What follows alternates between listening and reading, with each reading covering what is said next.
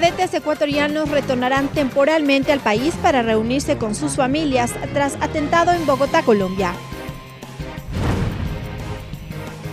Ejecutivo remite a la Asamblea veto parcial a reformas a Ley de Comunicación. Inició etapa de comparecencias al interior de la comisión multipartidista encargada de investigar supuestas irregularidades en el despacho de la asambleísta Ana Galarza. Fiscalía avanza en la investigación de denuncias sobre supuestos casos de corrupción en el legislativo. Los medios legislativos presentan TVL Noticias, emisión estelar.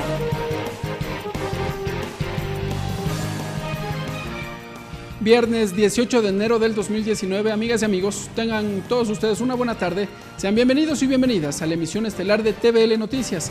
Gracias a quienes nos sintonizan a través del canal 42 en la ciudad de Quito, también en internet en tvl.asambleanacional.gov.es y por supuesto nos siguen a través de la señal de la radio de la Asamblea Nacional. Aquí empezamos con el detalle de la información.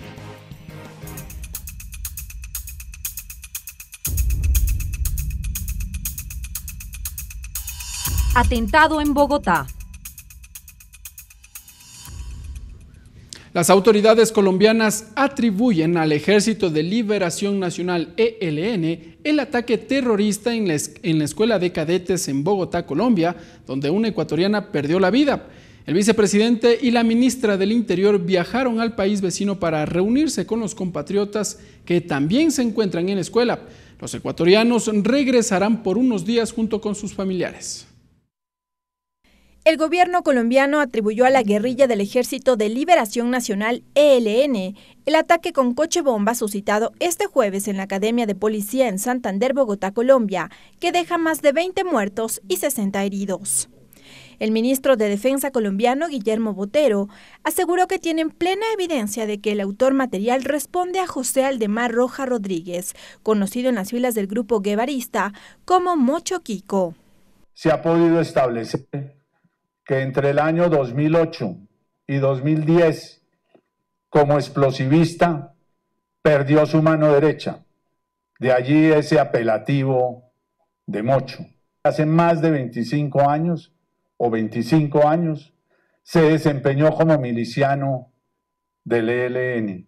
El ministro responsabilizó a los autores intelectuales, a los integrantes de la guerrilla, cuyos diálogos de paz con el gobierno quedó suspenso desde agosto del año pasado. En el actual periodo, la Policía Nacional tenía a 15 cadetes en la escuela colombiana. 5 habrían regresado hace pocos meses porque ya se graduaron y los 10 restantes aún permanecían ahí. Por otra parte, la ecuatoriana Carolina Sanango, que resultó herida, ya se comunicó con sus padres y se encuentra estable. Uno de sus oídos fue afectado producto de la explosión.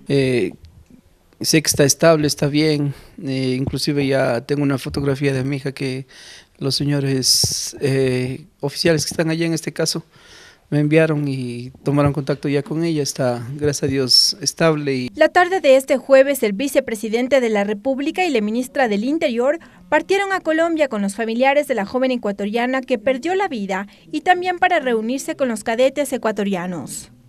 Es la cadete Chicó, una joven destacada, comprometida con la policía y que había llegado a esa escuela como resultado de sus calificaciones, de su esfuerzo. Estamos trabajando en la repatriación en este momento, en el apoyo psicológico tanto para los familiares de Sofía como para los sobrevivientes, los 9 chicos. Y además estamos coordinando el retorno de estos 9 chicos temporalmente a Ecuador para que puedan después de este evento tan traumático estar unos días con su familia. La noticia conmocionó al mundo entero y sus muestras de pesar no se hicieron esperar.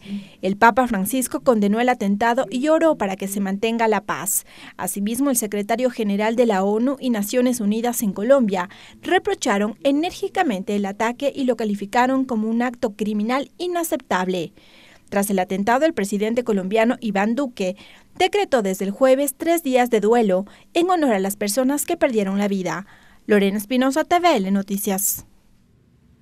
Y atención, porque hace pocos minutos el vicepresidente de la República y la ministra del Interior arribaron a la ciudad de Guayaquil, ellos procedentes de Colombia, junto con 3 cadetes ecuatorianos que se formaban en la Escuela de Policía de Bogotá, que sufrió un atentado terrorista, como observamos en las imágenes. Los compatriotas permanecerán unos días en el país para pasar con sus familias luego del gran susto que se llevaron tras presenciar la explosión de un coche bomba que cobró la vida de una ecuatoriana de 21 años. El segundo mandatario informó que aún no hay fecha de regreso del cuerpo de Erika Chico y que los 6 cadetes restantes llegarán en las próximas horas.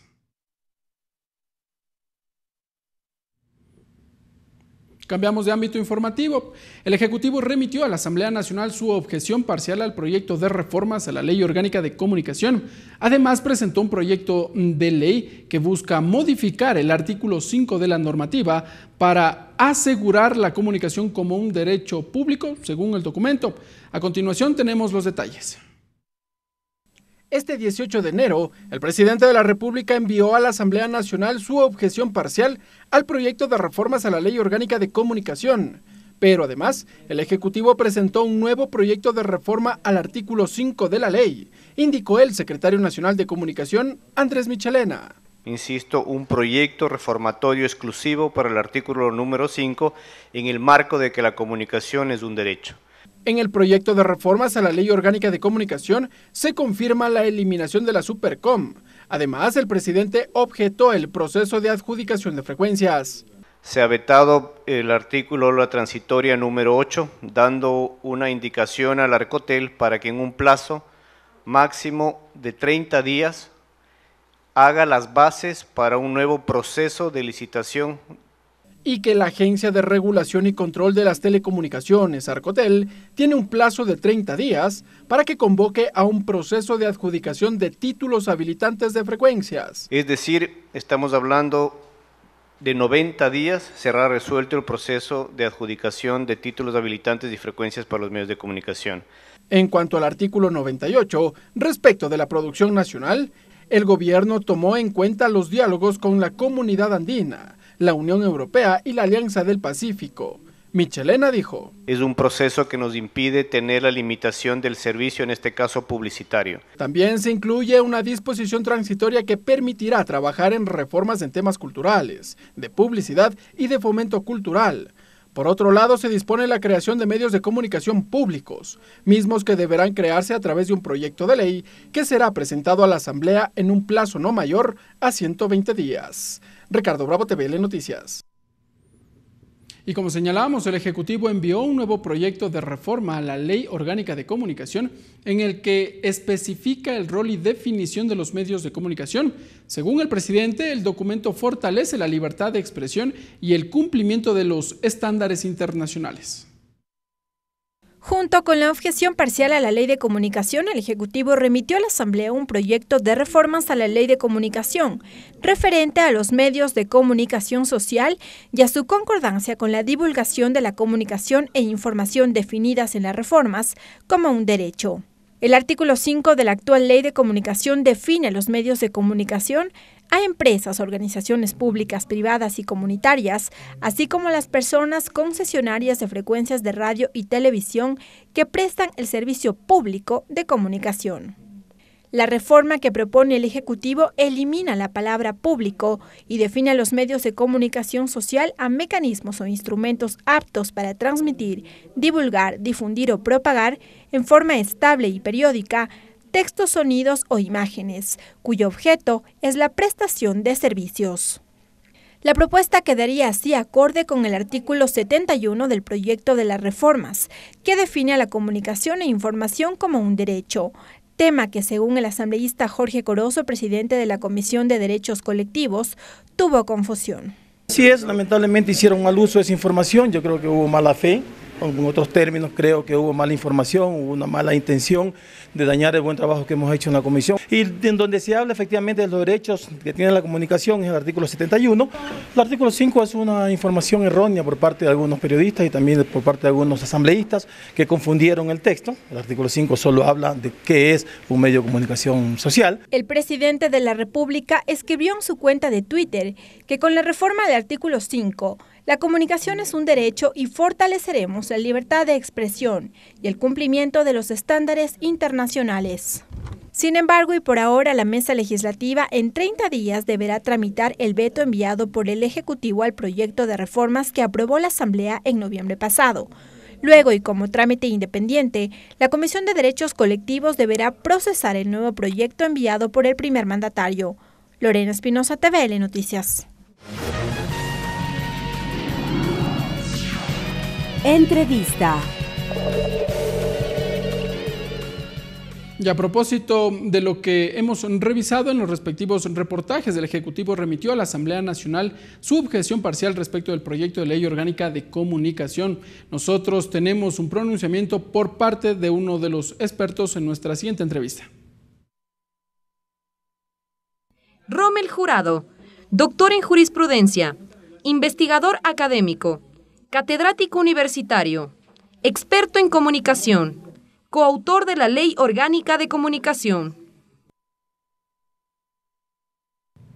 Muy bien, vamos a conversar con Rommel Jurado. Rommel, una buena tarde, bienvenido a la televisión de la Asamblea Nacional. Bueno, siempre es un placer estar aquí en la televisión legislativa. Gracias, Rommel. Conversemos un poco. ¿Ha tenido ya la oportunidad de revisar esta objeción parcial del Ejecutivo al proyecto de ley orgánica de comunicación? El presidente efectúa al menos 26 observaciones. ¿Qué criterio le merece a usted?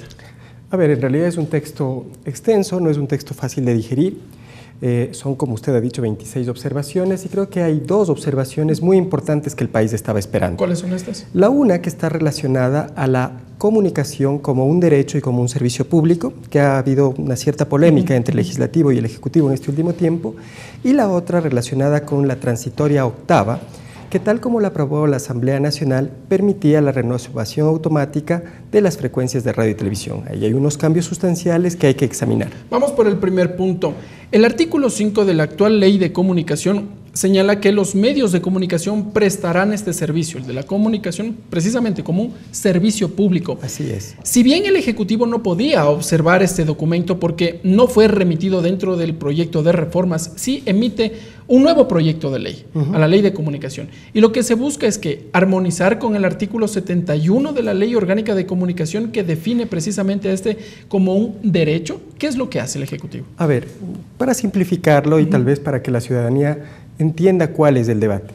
El artículo 71 de la ley señalaba que la comunicación es, además de un derecho fundamental, constitucional, un servicio público también. Esto fue eliminado en el texto que elaboró la Asamblea Nacional. Por un error, por una omisión, tal vez por un olvido, se dejó en el artículo 5 la palabra servicio público relacionado con la comunicación. Entonces, esta omisión ha causado una tensión entre el Ejecutivo, que solicitó ese cambio tanto en el 71 cuanto en el 5, y el Legislativo, que por alguna razón hizo el cambio en el 71, en el artículo 71, pero no lo hizo en el artículo 5. Si me permite, allí el asambleísta Jorge Corozo ha señalado que no había un proyecto de reforma presentado por alguna organización en ese sentido. Por eso no era necesario que la comisión reformule el artículo 5. Pero cabe la duda, ¿la comisión de iniciativa legislativa podía modificarlo? Mire, lo que pasa es que por un acto de técnica legislativa, cuando un tema es tocado, se suprime la consideración de servicio público en un artículo, debe verificarse en el resto de la ley la coherencia interna del texto. Es una cuestión de técnica jurídica, puede pasar, es una omisión. Yo no soy nadie para desconocer la palabra y la explicación del asambleísta Corozo, pero entiendo que es así como se hace el trabajo en técnica legislativa. Se examina la consistencia de la reforma y la coherencia con el resto del texto que se ha reformado. Eso por un lado.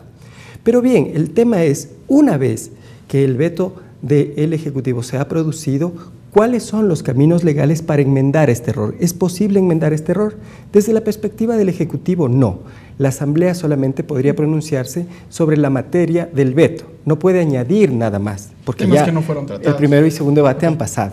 Si ese fuera el caso, lo que corresponde es volver a iniciar un trámite legislativo con un nuevo proyecto de ley que intente modificar exclusivamente el artículo 5 de la Ley Orgánica de Comunicación. ¿Qué es lo que corresponde a este nuevo artículo de reforma que ha enviado el Ejecutivo, el Presidente de la República? Efectivamente, el efecto jurídico de proceder como ha propuesto el señor Presidente de la República es que la comunicación, hasta que no se opere la nueva reforma, sigue siendo un servicio público, tanto por la ley, que así lo declara el artículo 5, cuanto por la Constitución.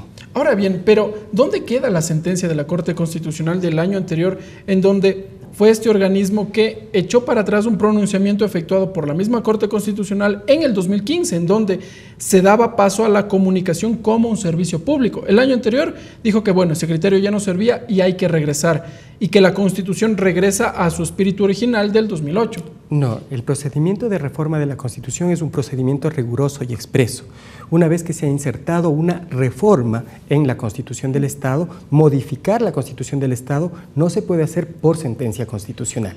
Hay un procedimiento de reforma, hay unos candados constitucionales y por lo tanto, desde mi perspectiva jurídica, en la Constitución sigue vigente que la comunicación es un servicio público y en la ley, por lo que hemos visto, también sigue vigente eso. Ahora, tal vez para explicar qué es lo de fondo, cuáles eran las preocupaciones alrededor de este tema. Mire, la comunicación, igual que cualquier otro derecho fundamental o derecho constitucional, para poder efectivizarse cotidianamente precisa de una serie de bienes y de servicios públicos que pueden ser prestados por operadores públicos, privados o comunitarios. ¿Qué somos los medios de comunicación? Digamos sí, pero quisiera usar un símil. Por ejemplo, usted tiene por un lado el servicio de educación, es un servicio público que es prestado por operadores privados, colegios privados, por operadores públicos, colegios fiscales, y por operadores comunitarios, colegios religiosos, de comunidades religiosas o de otras comunidades evangélicas, masónicas, lo que usted quiera. Entonces, ese es el ejemplo que me sirve para explicar que también el derecho fundamental a la comunicación puede ser prestado, el servicio público de comunicación, por operadores públicos, privados o comunitarios. Ese fue el criterio con que en el artículo 71 se incluyó a la comunicación. Unos me dirán, no, para que sea un servicio público hay que pagar, como la luz o el agua. Mire, hay servicios públicos de justicia que no se pagan. El servicio público de legislar no se paga. El servicio público de seguridad que nos dan los policías no se paga y son servicios públicos. Entonces esa no es una objeción válida. Sin embargo, es una discusión conceptual. ¿Qué está de fondo en esto? Los medios de comunicación, sobre todo los grandes medios de comunicación privados, sostenían que al permitirse en la regulación que se establezca la comunicación como un servicio público, se le otorgaba al Estado una potestad superlativa de regulación y que eso podía coartar la libertad de expresión. En ese sentido, el presidente Moreno produjo la reforma creyendo este argumento y tratando con la reforma de eliminar la idea de servicio público de la Ley de Comunicación. Y como hemos visto, eso lastimosamente o ventajosamente para quienes están a favor de esta tesis, no ha sucedido. La comunicación sigue siendo, por mandato del artículo 5 de la ley, un servicio público. En cuanto a la información, se mantienen también como un derecho, porque el artículo 71 precisamente hacía este señalamiento, esta precisión en que la comunicación y la información se mantienen también como un derecho. Es que siempre lo han sido, nunca ha dejado de ser la comunicación un derecho. La Ley de Comunicación desarrolla los derechos de la comunicación establecidos principalmente del artículo 16 al 20 de la Constitución del Estado. La Constitución del Estado es la que establece los derechos de la comunicación. La Ley de Comunicación lo único que hace es desarrollar en la escala normativa jurídica esos derechos. Siempre han sido un derecho.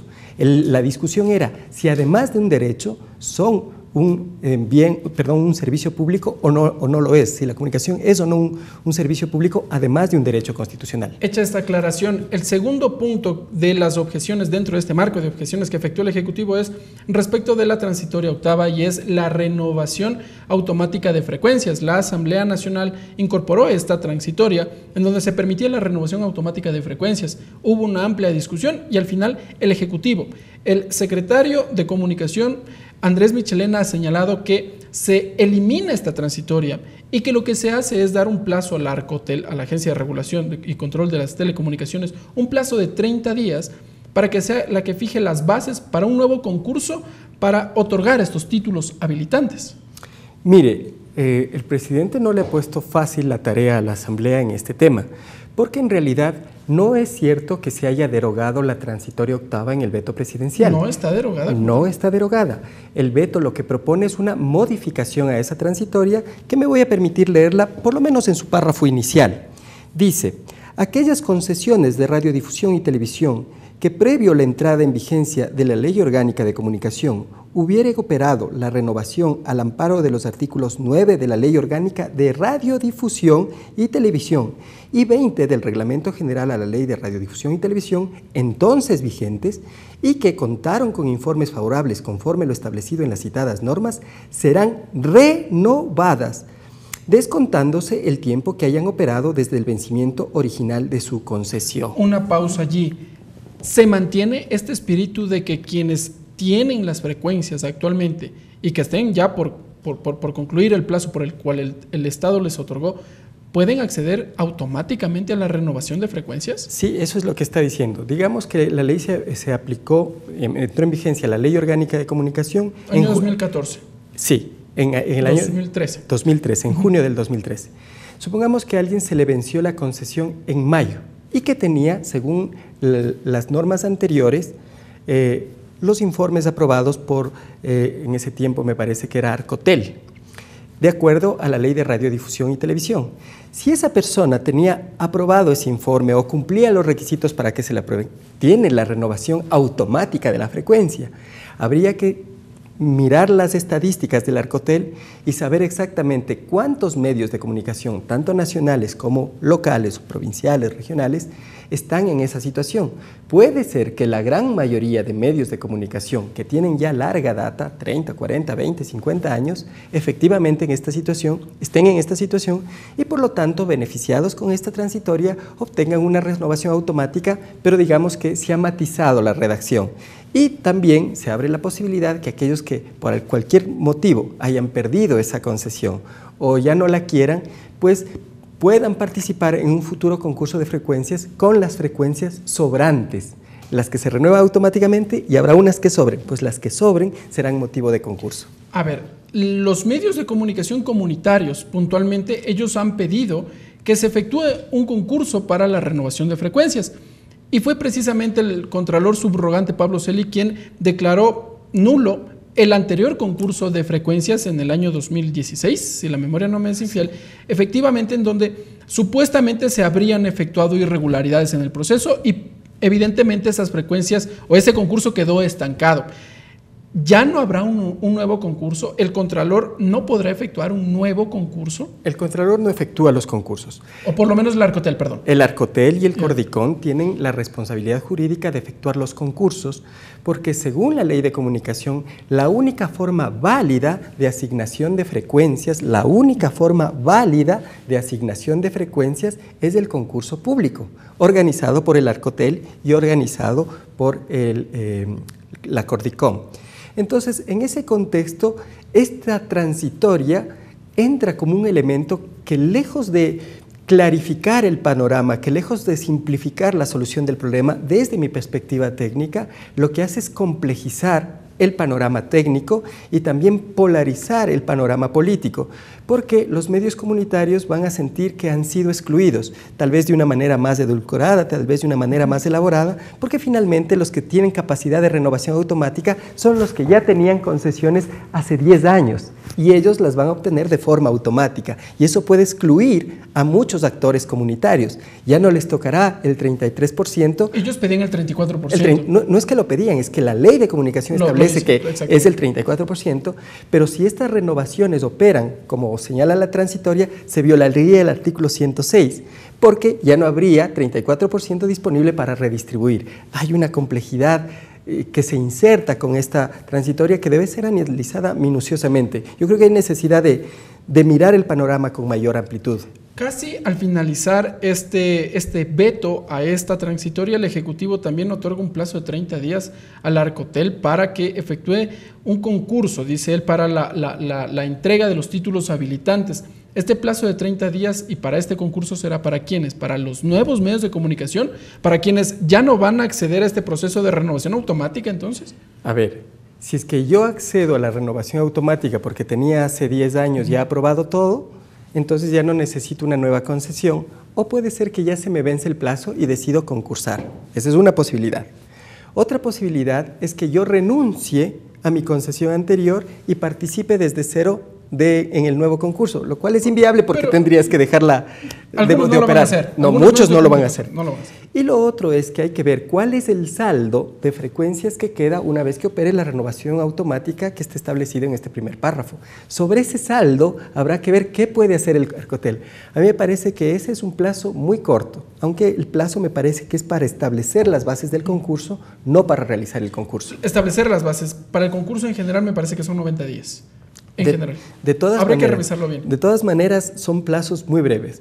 Uno de los errores que cometió la Ley de Comunicación al ser aprobada es darse el plazo de un año, para hacer la transición a las nuevas reglas y a los nuevos porcentajes establecidos para la redistribución de frecuencias, y no lo logró.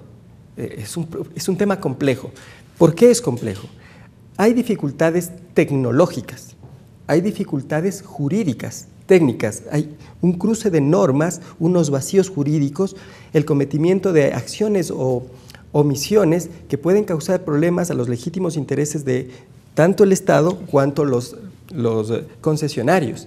Y también hay unos intereses económicos y unos intereses políticos en juego, porque no se olvide que finalmente que el que maneja la frecuencia es el que tiene la voz, y la voz es la que crea opinión. Entonces, es un tema que no creo que pueda ser resuelto sinceramente en los plazos que esta transitoria establece. Ahora bien, Rommel, una última consulta. Entiendo que sus criterios vienen apegados estrictamente a este carácter técnico, que es al que usted se debe, pero la Ley Orgánica de Comunicación y las reformas, sobre todo, eliminan a la Superintendencia de la Información y Comunicación. Quisiera un criterio de parte suya, porque también estuvo en el proceso de elaboración en su momento de la Ley Orgánica de Comunicación. Y si bien no se discutió la conformación de esta superintendencia, que fue incluido ya casi al finalizar el segundo debate, este articulado, ¿qué opinión a usted le merece la eliminación de todo este organismo, esta entidad, que de alguna u otra forma fue cuestionado a lo largo de este tiempo? Mire, recuerdo haber oído al hijo de una de las madres de la Plaza de Mayo decir: una ley sin dientes es una ley de papel, una ley que no sirve. ¿A qué se refería esta persona cuando hablaba de una ley sin dientes?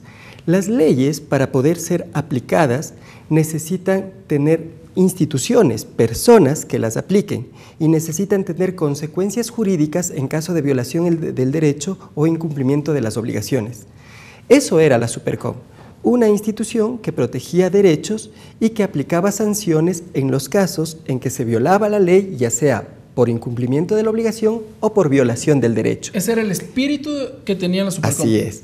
Y yo creo que ese espíritu estaba muy bien diseñado en términos jurídicos. Una cosa es la ley y otra cosa es la práctica. ¿Quién la aplicó? Sí, sobre todo los legisladores saben eso, que hay una distancia entre lo que es la ley y quien aplica la ley. Yo creo que en términos generales, la gran cantidad de casos que llevó a cabo la Supercom no estuvieron mal gestionados, estuvieron bien gestionados. Pero hubo un número de casos que alcanzaron una connotación política donde también se actuó políticamente, y ese es un error institucional.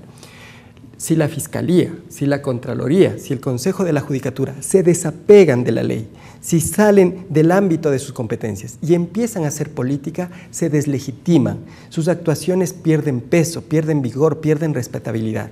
Y eso que le puede pasar a las instituciones que he mencionado, también le puede pasar, y de hecho le pasó en su momento, en algunos casos, a la Supercom.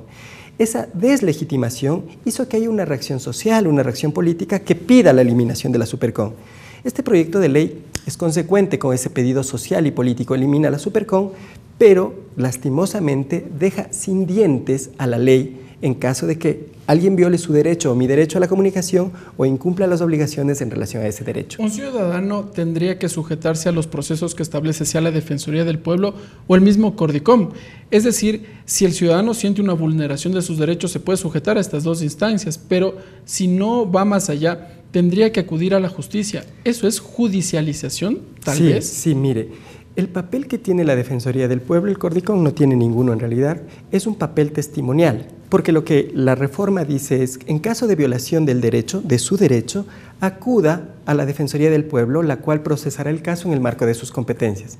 Lo malo es que la Defensoría del Pueblo no tiene competencias en relación a la protección de los derechos de la comunicación.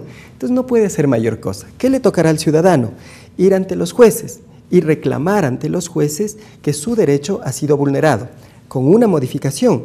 El reclamo administrativo que se hacía en la Supercon era de la Supercon contra el medio de comunicación.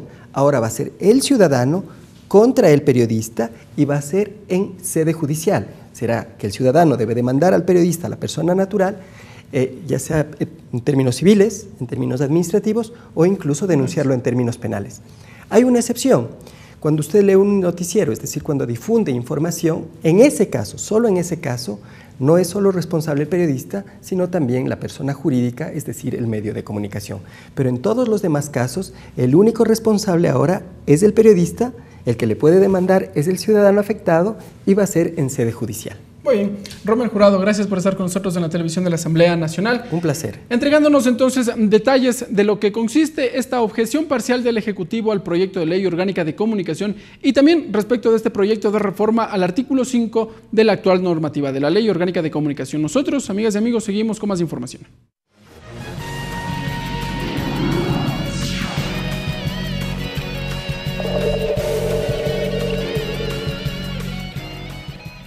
El caso de violación ocurrido el pasado domingo en la capital ecuatoriana suma más voces de protesta en el país. La Defensoría del Pueblo mostró su profunda preocupación por la ausencia de garantías con la que las mujeres que habitan el Ecuador afrontan su día a día. La titular de ese organismo, Gina Benavides, manifestó su profundo rechazo, dijo, al acto de extrema violencia sexual en contra de Marta, denominada Marta, en un restaurante al norte de Quito. Este hecho por los medios y crueldad demostrada pone en evidencia un deterioro social de los parámetros de respeto a la dignidad humana, demostrando al mismo tiempo la persistencia de una cultura masculina de subvaloración y desprecio a la mujer que asume su cuerpo como un objeto de placer, pero también de destrucción que atenta fundamentalmente la libertad, integridad y vida de las mujeres, señaló a través del documento. Por lo expuesto, la Defensoría del Pueblo exhortó a las autoridades de la Administración de Justicia para que garanticen la investigación y sanción efectiva a los responsables de este delito, así como el derecho a la protección de no revictimización y la reparación integral a la víctima, aplicando los derechos y principios previstos en la Constitución, el Código Orgánico Integral Penal, la Ley Orgánica para la Prevención y Erradicación de la Violencia contra la Mujer y los tratados e instrumentos internacionales de derechos humanos.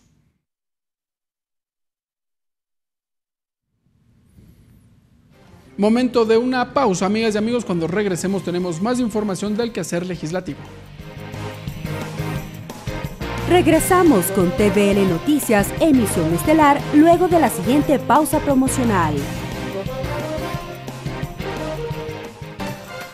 Continuamos con TVL Noticias, emisión estelar. Este viernes inició el ciclo de comparecencias en la comisión multipartidista a cargo de la investigación a la asambleísta Ana Galarza por supuestas irregularidades cometidas al interior de su despacho.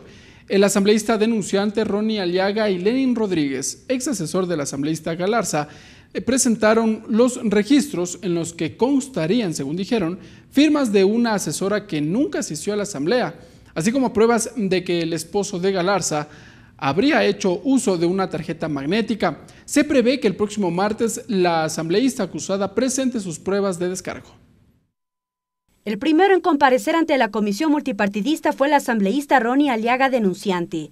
En su exposición reveló 8 pruebas que, de comprobarse según Aliaga, la legisladora Galarza incurriría en los delitos de concusión, uso doloso de documentos falsos y tráfico de influencias, causales de destitución. Si en esto que estamos envueltos hoy en día daña la imagen institucional de la Asamblea Nacional, pues debería dar un paso al costado. El legislador solicitó además pericias en identidad humana y grafología, pues señaló que existen documentos firmados por una asesora que nunca asistió a la asamblea, pero que constaba en el registro.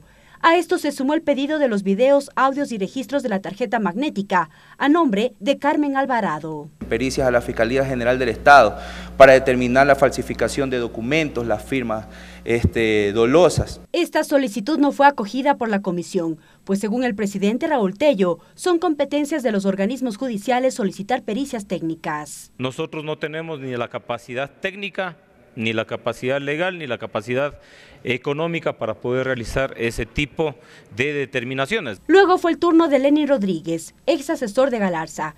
Con unas hojas en mano dijo tener un nuevo elemento que sumaría la denuncia en contra de la legisladora.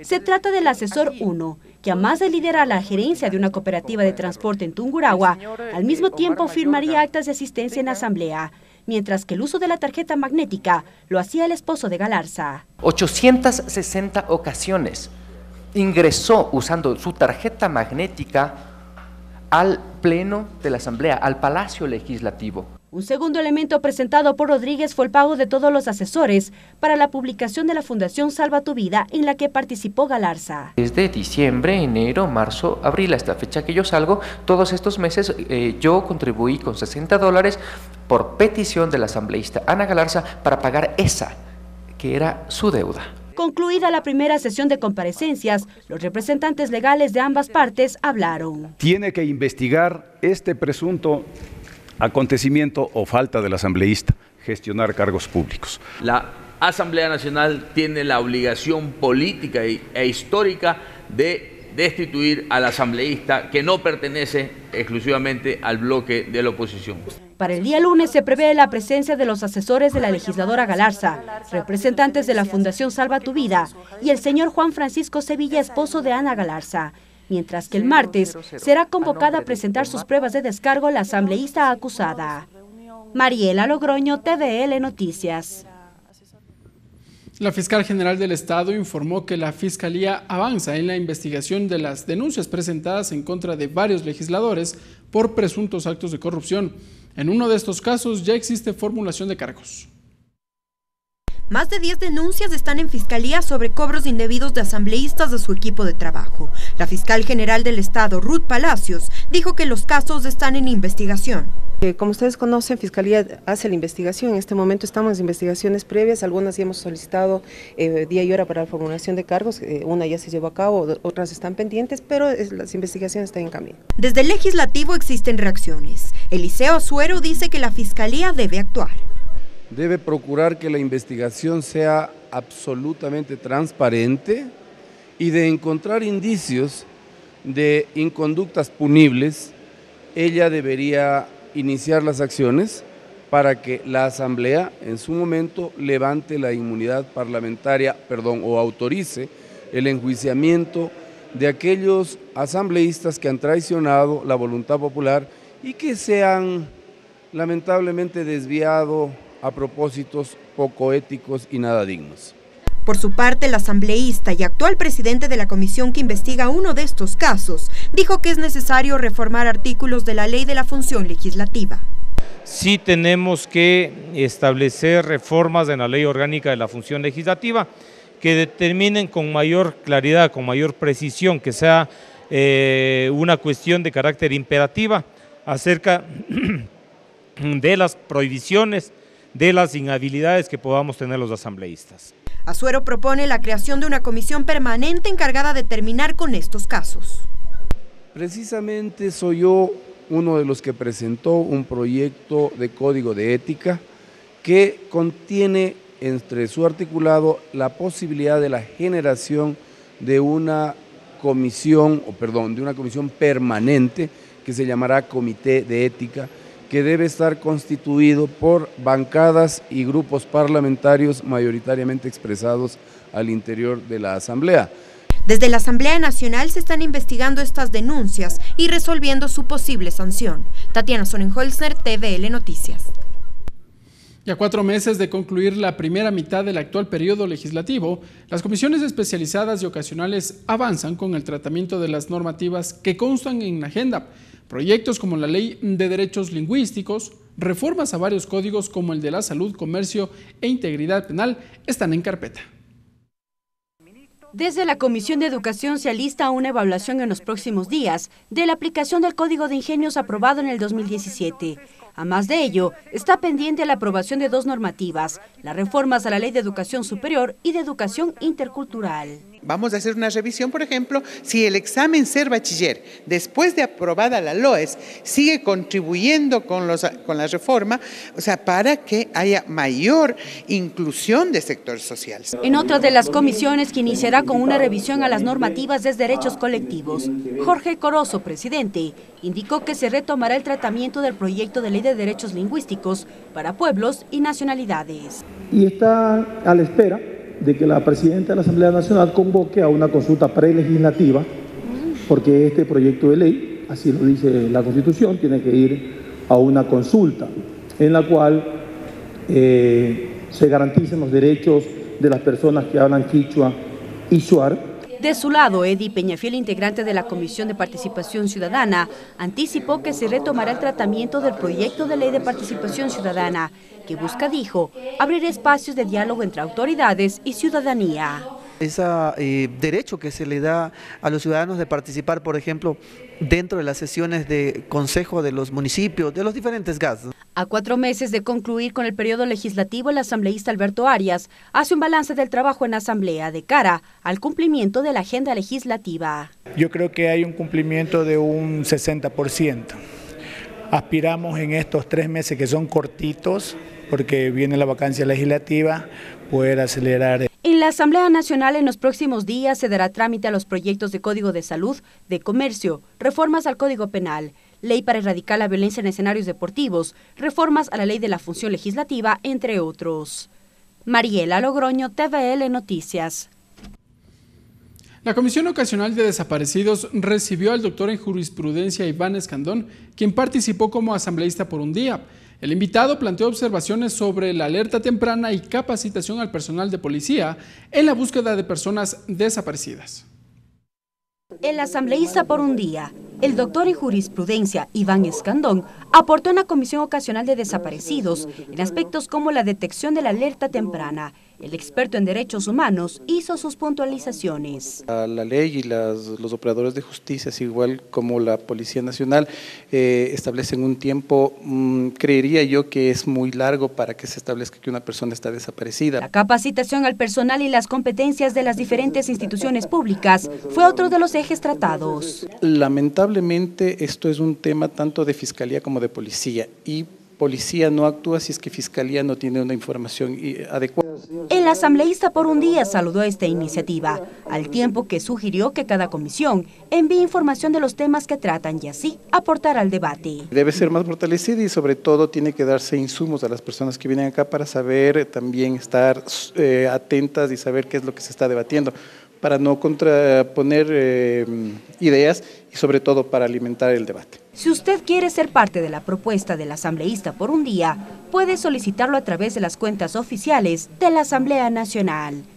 Mariela Logroño, TVL Noticias. Y esta mañana se llevó a cabo una nueva sesión de Asamblea en mi colegio, donde 10 unidades educativas de La Tacunga acudieron al Pleno de la Asamblea Nacional para debatir temas como desaparecidos, educación y recuperación de capitales. 70 alumnos de 10 colegios de La Tacunga fueron asambleístas por un día gracias a la iniciativa del Legislativo con el programa Asamblea en mi colegio. Durante 3 días se prepararon para hoy debatir sobre 3 temas: desaparecidos, educación y recuperación de capitales. El presidente de la Asamblea Nacional saludó esta iniciativa y dijo que es una oportunidad de capacitación. Venimos acá y con mucha humildad, como siempre lo hemos dicho, venimos a participar aportando con un granito de arena para nuestro país. En el trabajo de las 3 comisiones se desarrolló el debate. Rómulo Galarza, de la Comisión Ocasional de Desaparecidos, explicó cuál fue su iniciativa. Estuvimos viendo de que en cada parte existen lugares, por ejemplo, no se toma un tiempo establecido para una búsqueda. En cambio, en otros artículos de ley dice que son 72 horas. Nosotros como Comisión Ocasional hemos planteado y propuesto un tiempo establecido que sería lo correcto, 36 horas. Alejandro Meneses representó a la Comisión de Educación. Sus propuestas apuntaban a erradicar la violencia en las instituciones educativas. Porque ese es el problema que tenemos en nuestro Ecuador, que existen normas, sanciones, pero no existe la eficacia existe inoperancia de los departamentos. Desde la Comisión de Participación Ciudadana, el presidente Daniel Tapia dijo que enfocarán el dinero recuperado en atención a pacientes de enfermedades catastróficas. Vulnerables de la población, la cuales son las personas con enfermedades catastróficas, como podrían ser bien el cáncer, el VIH y demás enfermedades raras. Los alumnos coincidieron en que es importante la creación de estos espacios, pues así pueden plantear sus propuestas y ser parte de la creación de leyes. Algún momento podernos encontrar desde algún puesto público, el cual estemos aportando con algo a nuestro país. Es una capacitación académica para el futuro. Poder alzar la voz ante un palacio legislativo que escuchará obviamente nuestras propuestas y opiniones. Una muy buena iniciativa debido a que los jóvenes tienen una nueva manera de pensar, también pueden aportar nuevas ideas. Para ser parte del modelo de asamblea en mi colegio, debe solicitar información a la Coordinación de Participación Ciudadana o llamar a los teléfonos 399-3199 o 399-1488. Tatiana Sonnenholzner, TVL Noticias. Y con esta recomendación, nosotros, amigas y amigos, nos vamos a una pausa. Cuando regresemos tenemos más información en el ámbito nacional. Regresamos con TVL Noticias, emisión estelar, luego de la siguiente pausa promocional. Continuamos con TVL Noticias, emisión estelar. Gracias, amigas y amigos, por continuar con nosotros. 5 de los 9 postulantes al Consejo de la Judicatura fueron impugnados. El Consejo de Participación Ciudadana y Control Social Transitorio escuchó las observaciones de los postulantes. Por otro lado, se mantiene la expectativa por conocer los delegados a la comisión técnica que fijará la hoja de ruta para la reestructuración de la Contraloría. Este viernes, el Consejo de Participación Ciudadana y Control Social Transitorio abrió el proceso de impugnación a los postulantes a vocales del Consejo de la Judicatura definitivo. En total, 5 de los 9 candidatos fueron impugnados. Julio Arrieta, Álvaro Román, Yolanda Yupanqui, María Rosa Merchán y María del Carmen Maldonado fueron los impugnados.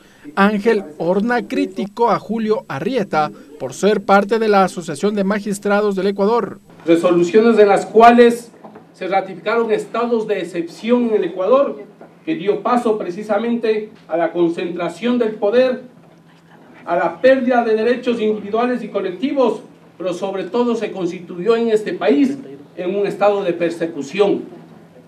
Pero lo ataca con dichos infundados, como lo voy a demostrar. Lo ataca y él lo sabe por qué. Porque él no hace mención a lo que es lo principal. ¿Con el fin de qué? ¿Con el único afán de qué? De satisfacer actitudes revanchistas. Pero además, el Pleno del Consejo de Participación Ciudadana cesó al coordinador de la Comisión de Selección para el Fiscal General del Estado. Julio César Trujillo indicó que Mentor Sánchez incumplió sus funciones al difundir información sobre los candidatos a fiscal general. Es evidente que hay un conflicto que se origina desde el primer día de la sesión, según parece, y continuo. No cabe sino cambiar de coordinador. A partir de la presente fecha, el señor Mentor David Sánchez deja de ser comisionado ciudadano para la Comisión Técnica de Selección y Designación del Fiscal General del Estado. Entre tanto que se mantiene la expectativa por conocer el nombre de los delegados del Consejo de Participación Ciudadana Transitorio a la comisión que será la encargada de fijar el camino para la reestructuración de la Contraloría General del Estado a un Tribunal de Cuentas, como lo ofreció este jueves Julio César Trujillo en el Palacio de Carondelet. Ricardo Bravo, TVL Noticias. Y a propósito de este tema, desde la Asamblea Nacional crece expectativa por conocer el mecanismo que propondrá el Ejecutivo para transformar a la Contraloría en un Tribunal de Cuentas. Los legisladores no descartan que la iniciativa se viabilice a través de una consulta popular. Luego de conocer el anuncio de reestructurar a la Contraloría General del Estado en un Tribunal de Cuentas, al interior de la Asamblea Nacional se mantiene la expectativa por conocer el mecanismo. Desde el movimiento Alianza País hasta el Partido Social Cristiano, pasando por el movimiento Creo y la Revolución Ciudadana, se mantienen a favor de modificar a la Contraloría. Así que esperaremos que llegue la normativa para analizarlos y estamos abiertos a que exista esa figura que supuestamente su interés es que la responsabilidad del establecimiento de responsabilidades no recaiga en una sola persona. La Contraloría es una de las instituciones que no se ha transformado, que no se ha modernizado. Esa ley requiere muchísimos cambios. La Contraloría debe ser un ente mucho más eficiente, más moderno, un ente muy técnico. Sin embargo, persiste la duda sobre la permanencia o no de Pablo Celi mientras dure este proceso. Y también lo que se cuestiona aquí es si depende solo de una persona el control de los fondos públicos y a los servidores o de varias, ya sea por ejemplo lo que sucede a nivel judicial en donde generalmente las máximas decisiones las toma un tribunal compuesto por 3 personas donde tienen la posibilidad incluso personas de disentir. Los legisladores señalan que es necesario conocer el proyecto de reformas que enviará el Ejecutivo y que eventualmente pasen por las urnas. Ricardo Bravo, TVL Noticias. Y ahora en nuestro segmento cultural junto a Tatiana Sonny Holzner conoceremos las actividades de las cuales usted puede participar este fin de semana.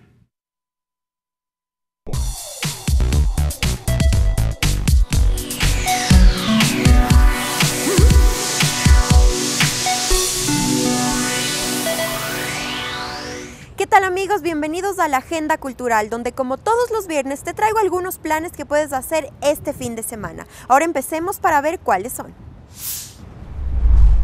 Este viernes a las 8 de la noche en el barrio La Floresta se llevará a cabo la exposición artística 2 Puntos. Además habrá una feria de artesanías y música en vivo. Todo esto totalmente gratuito, así que ya sabes, este viernes pásate por La Floresta. Y este sábado tienes que madrugar porque a las 8 de la mañana en punto en el Parque Las Canteras empezarán las clases gratuitas de escalada. Si lo que estás planeando hacer por nuevo año es elegir un deporte, esta es una gran oportunidad para ti para conocer si este es uno de tus favoritos. Y como todos los domingos, el ciclopaseo es una excelente opción. Empieza a las 8 de la mañana y recorres las principales calles de Quito. Lo puedes hacer solo, con tu familia o con tus amigos. Y hasta aquí la agenda cultural, pero recuerda que todos los viernes te traigo nuevos planes para el fin de semana. Hasta la próxima.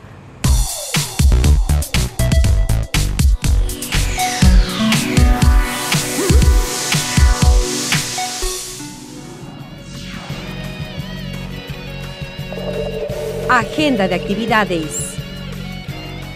Bien, amigas y amigos, vamos a conocer las actividades del Parlamento ecuatoriano para este lunes 21 de enero a partir de las 10 de la mañana. La comisión multipartidista que investiga la denuncia presentada por el asambleísta Ronnie Aliaga en contra de la legisladora Ana Galarza recibe a Carmen Victoria Alvarado Ulloa, Omar Mayorga Enríquez, Marcelo Rosero y Juan Francisco Sevilla, y también a Vanessa Marín, quien es coordinadora general de la Fundación Salva tu Vida. Este evento se desarrollará a partir de las 9:10 de la mañana en el Salón 2 del primer piso del Palacio Legislativo. Poco más tarde, a las 15:30, sesión de la Comisión de Educación en el tema el conocimiento del contenido resolutivo del proyecto de reforma a la Ley de Educación Intercultural presentado por varios asambleístas. También recibir a Freddy Álvarez González, actual rector de la Universidad Nacional de Educación UNAE. Esto se desarrollará en el tercer piso del Palacio Legislativo a partir de las 15:30. Esta es la actividad prevista para la próxima semana. Gracias, amigas y amigos. Aquí cerramos la emisión estelar de TVL Noticias. Que tengan una buena tarde y un excelente fin de semana. Los medios legislativos presentaron TVL Noticias, emisión estelar.